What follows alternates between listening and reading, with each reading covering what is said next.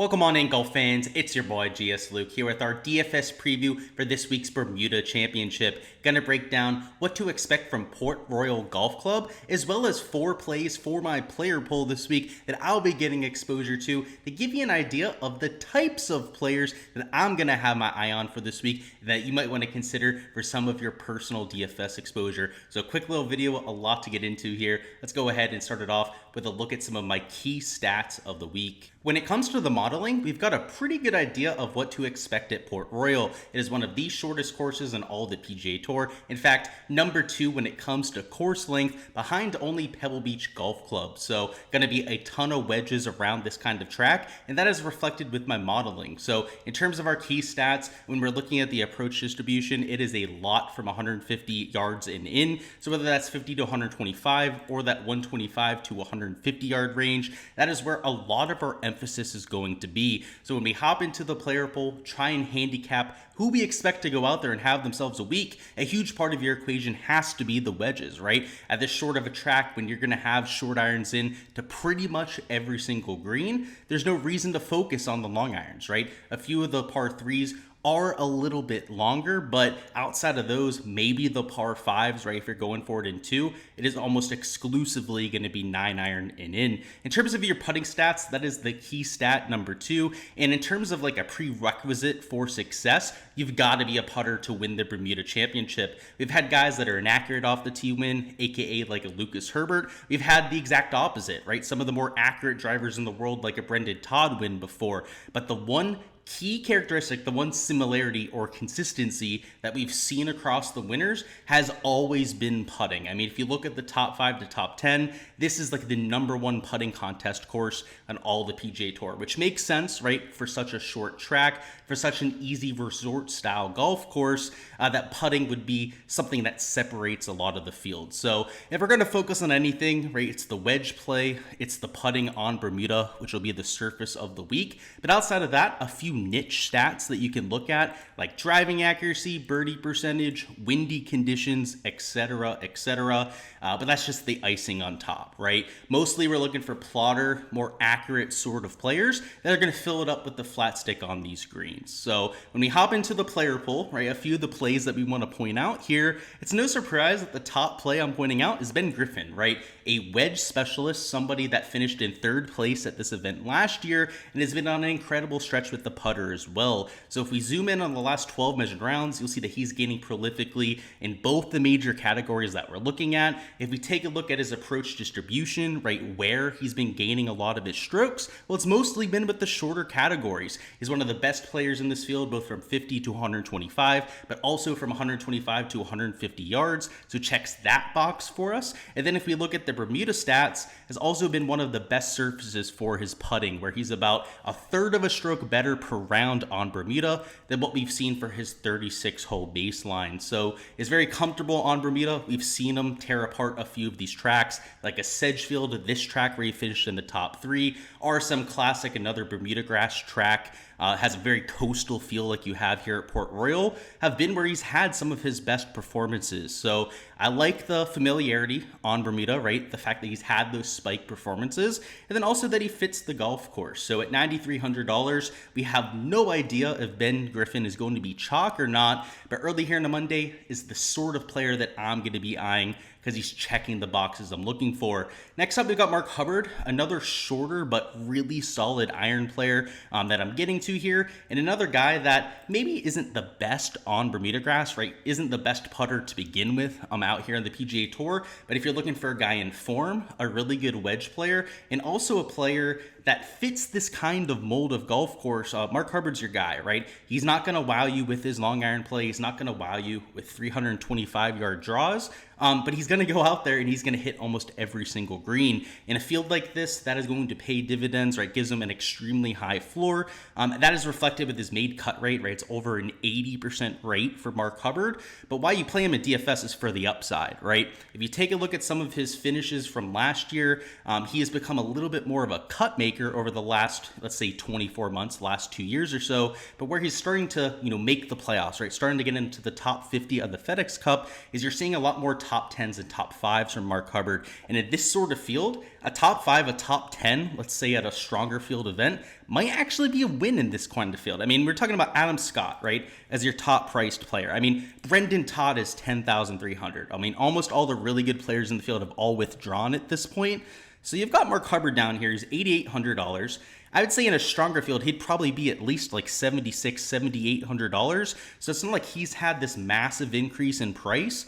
And I think his upside is infinitely higher in this kind of field compared to pretty much every other course, every other field on the PGA Tour. So if there's a week to bet Mark Hubbard outright, I think it's at the Bermuda Championship. But when you consider that he's really good in the wedge ranges that we're looking at, right, from 150 yards in, is another player like Ben Griffin that's top 25 in pretty much every category. The form over the last 12 rounds hasn't been amazing, but it also hasn't been horrible, right? Gaining a stroke per round ball striking, a slight negative with the putter, but like I said, never really the best putter to begin with. So we're certainly hoping that he can go out there, spike, perform this week on the greens. But even without that, a player that brings a solid floor to the table and potentially, right, in this kind of field, potentially winning upside as well. Before we hop into the last two plays, I'll remind you that everything that is blacked out on the spreadsheets is of course posted over there for my Patreon members. So if you've been wondering my projected points, my modeling for everyone in the field, the exact weights that I'm using for my modeling over here on the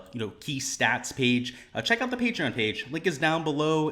There's different tiers based on the content that you're looking for, and help support the channel, right? So quick, easy way to get that data, get all those research sheets for yourself, and see exactly what I'm thinking for every single week. But now moving on right into our last two plays here, and these are both, I'd say, mid/value tier players. We've got Dylan Wu, and then we'll talk about Justin Lauer here in a second. So first off, starting with Dylan Wu, he's been on an absolute scorcher over the last few months. So if we take a look at the last 36 rounds, you'll see why I'm so high on this guy this week. So first off, Dylan Wu gaining pretty decently on approach, about 0.6 strokes with the putter. And if we zoom in a little bit more, right, so more so just over this fall stretch we've had, it's the same thing with the approach play and the same thing with the putter. He's kind of been known as a good wedge player, right? If you take a look at the approach distribution, is much better the closer to the hole that you are. So that 50 to 125 range, that 125 to 150 range that I was mentioning before, he's another player, right?